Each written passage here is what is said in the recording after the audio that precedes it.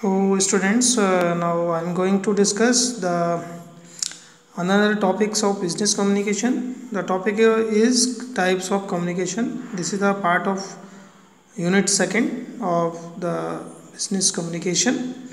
Now, as you know very well, the communication is what? Basically, communication can be defined as a process by which people shares ideas, experiences, knowledge, facts, feelings, emotions, and the transmission on symbolic message also means basically communication is a means of sharing the things and ideas and other things, and the means of communication are usually spoken or written words, pictures or symbols also, but we also give informal through today language, gestures, looks, facial expression, and can show how we feel and what think about the issues of another persons. So basically communication is a very important aspect regarding the terms.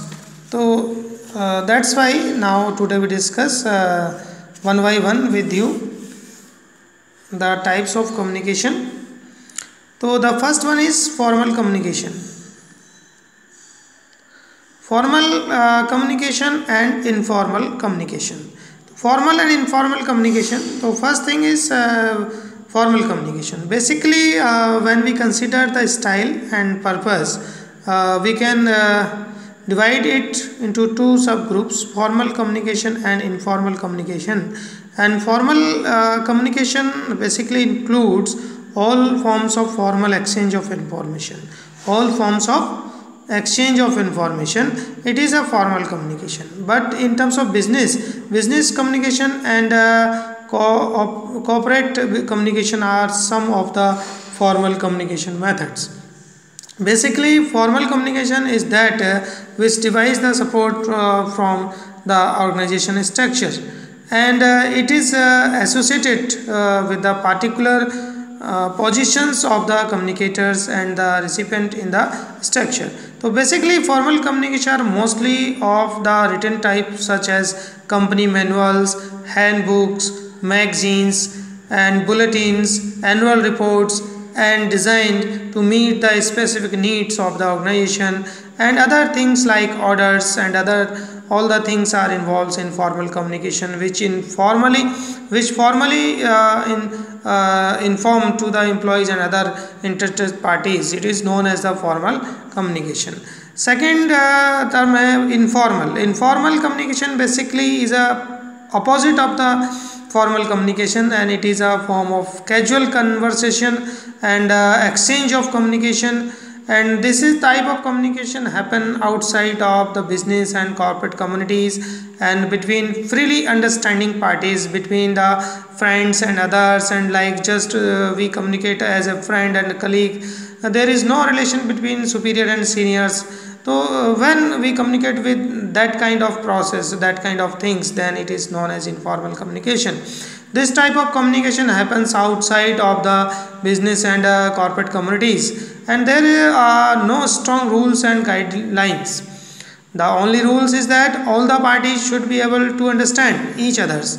Only simple thing is that all the parties should understand each other's is basically, and this kind of communication does not require any certain topic, and it just normal conversation between known peoples and unknown peoples also.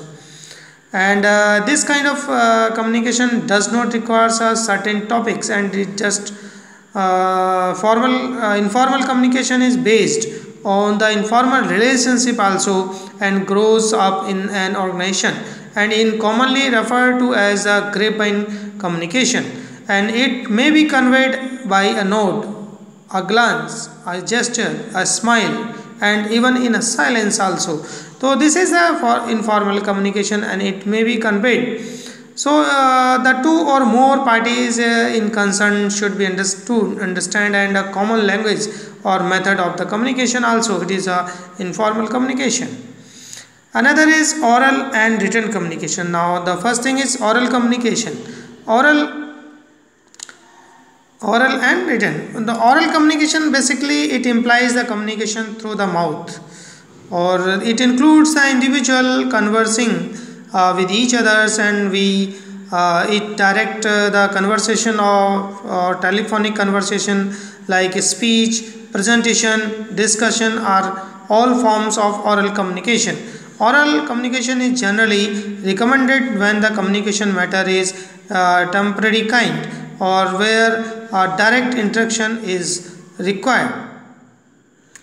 Then face-to-face communication like meetings, lectures, conferences, interviews, etc. is significant so as to build reports and trust.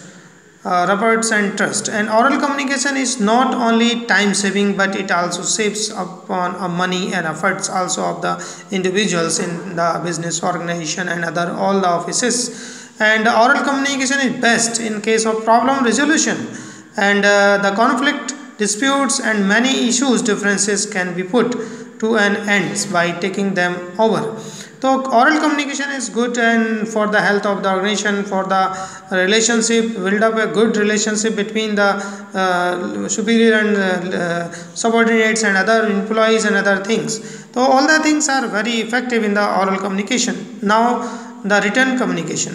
Written communication has great significance in today's business world because it is an innovative activity of the mind. An effective written communication is essential for preparing the worthy promotional material for business development also.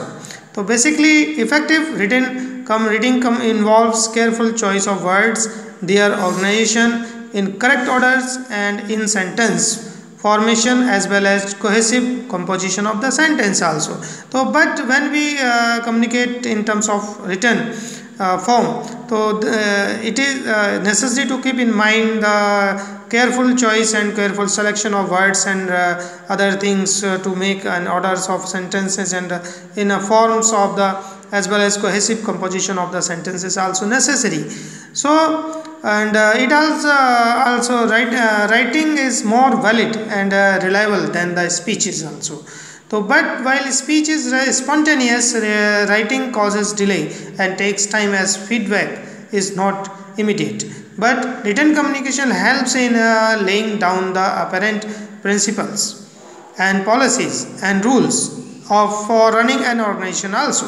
So written communication is must for all the organizations and it is necessary for the principles and other policies formulation also. Speech came before writing, but writing is a more unique and formal than speech. So it is a permanent means of communication, but it is useful where record maintenance is required. So written communication is good, but it is necessary to maintain the records and other things. Another important it is internal and external communication. Internal and external communication, basically internal communication is the communication which within in an organization is known as internal communication, which is usually formal communication also. And internal communication helps in achieving an organization goals by informing the members of the journals and specific objectives of the organization, either at the macro or at the micro levels of the organization. It is only through internal communication, but this information is distributed to the various departments and employees within the organization also. So like letters, reports, instructions, seminars, etc. are the methods of transmitting the information internally to the organization. And another is external communication, basically to expand the boundaries of business. A good relationship with other external organization is must. This requires a sound communication strategy. All official technology, technicals and professionals communication with people outside an organization is also known as external communication. This mode is basically used or equally important as it helps in achieving an organization goals by coordinating with external agencies also. So external communication is must for all the organizations, and external communication is necessary and because it is required for preparing the relationship, for maintaining the relationship between the external parties of the companies. And this mode is very important for the health or for achieving the organizational goals by coordinating with external agencies. Basically, external communication refers to the interaction with shareholders and regulators, vendors, service companies, customers, general publics also. So these are the interested parties which are interested to know the company's policies and other things. So external communication is very helpful in that kind of term. This mode is equally important as it helps in achieving an organizational goals by the external coordination with the external agencies and other things. Now I am going to discuss the verbal and non-verbal communication. Verbal, we can categorize the verbal communication into two parts: oral communication and written communication. So oral communication and written communication is a part of verbal communication. So basically, oral communication is when two or more parties are communicated verbally with words, and other types of it is written communication. And written communication can be happen through the normal mails, emails, by using another modes of transforming the documents one person to another parties or one party to another parties and from the documents of the writtens. Non-verbal communication. Non-verbal communication is mostly body language. It is possible to understand and what a person is trying to say, how he or she is feeling. So this is the non-verbal communication when we use the body languages, and it is also possible to tell the mood of a person by bodily and facial expression also. So facial expression are very important as well, and facial expression give out what the person is feeling. So basically sometimes we can see that facial expression other things like this kind of terms, like this kind of terms, this is the victory, and all the terms like good, this is the good, very terms. So all the things are very effective, and non-verbal face is the first thing we notice in the person, and facial muscles gives out most of the human expression. But pictures, signboards and photographs are also a part of non-verbal communication when we use in the terms of communication. So basically there are different terms of business communication, and other one is upward and downward communication. Upward communication, basically the communication between the superior and between the subordinates. When we subordinates give their suggestions and present their some problems in front of the superiors, and like just an employee is just talking, telling their problems and other important things to their superior, like foreman just told him their superior, like the manager, production manager, and then production manager then go for their superior. So upward communication is come and it run from the bottom to top. So basically bottom to top communication is known as the upward communication, when the terms and events go through from the bottom to top. Another is downward communication. Downward communication, basically the communication it comes from the top to bottom. So top levels are making policies and procedure and rules and regulation, and they are basically forwarded to the bottom levels and other important executives and mediums of the communications. So when we use the downward communication, it comes from the top to bottom. So this is all about the types of communication. Thank you.